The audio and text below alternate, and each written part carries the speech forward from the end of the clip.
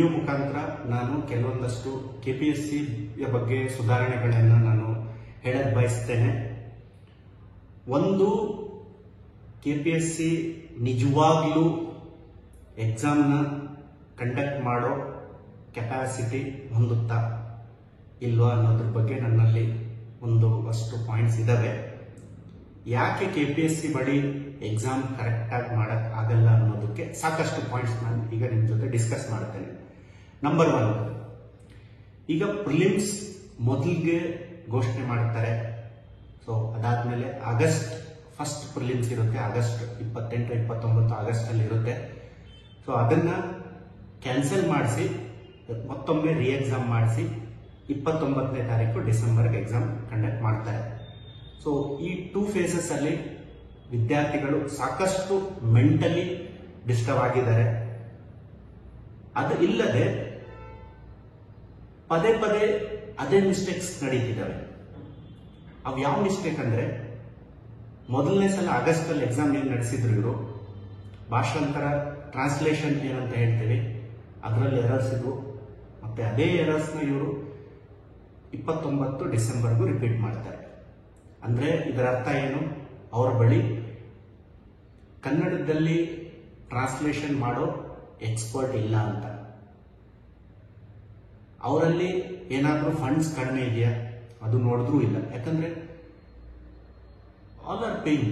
Application free ಆಗಿ ಏನೂ ಆಗ್ತಿಲ್ಲ. ನಾವು ಅಪ್ಲಿಕೇಶನ್ ಫೀ ಪೇ ಮಾಡಿ ನಾವು ಅಪ್ಲಿಕೇಶನ್ ಪೇ ಮಾಡ್ತಿದ್ದೀವಿ. ಲಕ್ಷಾಂತರ ವಿದ್ಯಾರ್ಥಿಗಳು ಪೇ ಮಾಡ್ತಿದ್ದಾರೆ. ಅದನ್ನ ನೋಡಿದ್ರೆ ಅವ್ರ ಕಡೆ ದುಡ್ಡಿನ ಕೊರತೆ ಏನಿಲ್ಲ. ಮತ್ತೆ ಏನು ಕೊರತೆ ಇದೆ, ಅಕೌಂಟಬಿಲಿಟಿ. ಈ ತರ ಒಂದ್ಸಲ ತಪ್ಪಾಯ್ತು, ಮತ್ತೊಮ್ಮೆ ಇದೇ ತಪ್ಪನ್ನ ರಿಪೀಟ್ ಮಾಡೋದು it is not a mistake, it is a crime.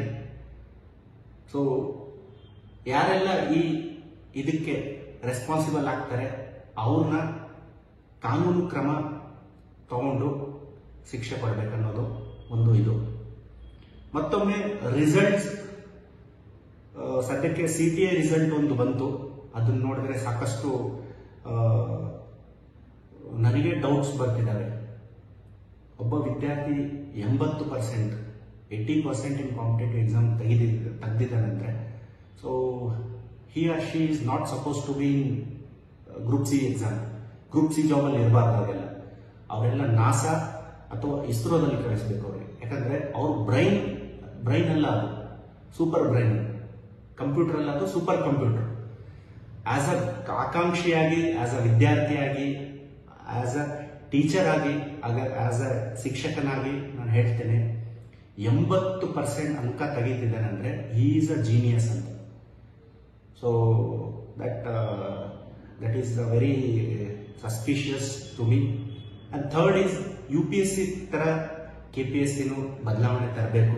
ಪ್ರತಿ ವರ್ಷ ಎಕ್ಸಾಮ್ಸ್ ಹಾಕಬೇಕು, ರಿಸಲ್ಟ್ಸ್ ಟೈಮ್ಲಿ ಬಿಡಬೇಕು, ಟ್ರಾನ್ಸ್ಪರೆನ್ಸಿ ಇರಬೇಕು, ಇಂಟರ್ವ್ಯೂಸ್ ಎಲ್ಲ ಟ್ರಾನ್ಸ್ಪರೆಂಟ್ ಆಗಿ ಮಾಡಬೇಕು. ಎಲ್ರಿಗೂ ಗೊತ್ತಾಗಿ ಫುಲ್ ಮಾರ್ಕ್ಸ್ ಬಹಳಷ್ಟು ಜನ ತಗೊಂಡಿದ್ದಾರೆ. ಸೊ ಫುಲ್ ಮಾರ್ಕ್ಸ್ ಯಾಕೆ ಕೊಡ್ತಿದ್ದಾರೆ, ಸೊ ಅದೊಂದು ಚೂರ್ನ ಇನ್ವೆಸ್ಟಿಗೇಟ್ ಮಾಡಬೇಕು.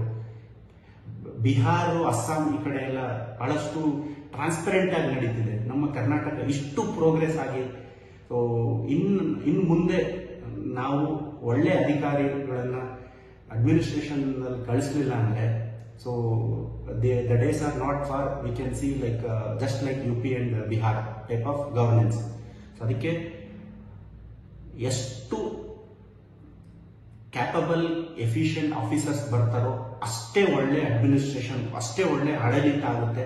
ಹಾಗಾಗಿ ನಾವು KPSC ಕಡೆಯಿಂದ ಇವೆರಡೇ ಬಯಸ್ತೀವಿ. ಒಂದು ಅದರ ಸುಧಾರಣೆ, ಮತ್ತೊಂದು ಅದರಲ್ಲಿ ಟ್ರಾನ್ಸ್ಪರೆನ್ಸಿ ಅಂಡ್ ಅಕೌಂಟಬಿಲಿಟಿ ಮೇಂಟೈನ್ ಮಾಡಿ ಅನ್ನೋದಕ್ಕೆ. ಇದಕ್ಕೋಸ್ಕರ ಇದೇ 18ನೇ ತಾರೀಕು ಶಾಂತಿಯುತ ಪ್ರತಿಭಟನೆ ಫ್ರೀಡಂ ಪಾರ್ಕ್ ಅಲ್ಲಿ ನಡೀತಿದೆ. ನಮ್ಮೆಲ್ಲ ಆಕಾಂಕ್ಷಿಗಳು, ನಮ್ಮೆಲ್ಲ ಸ್ಟೂಡೆಂಟ್ಸು ಮತ್ತೆ ನಾವೆಲ್ಲ ಪಾರ್ಟಿಸಿಪೇಟ್ ಮಾಡುತ್ತಿರ್ತೀವಿ. ನೀವು ಬನ್ನಿ, ಶಾಂತಿಯುತ ಪ್ರತಿಭಟನೆಗೆ ಪಾತ್ರರಾಗಿ.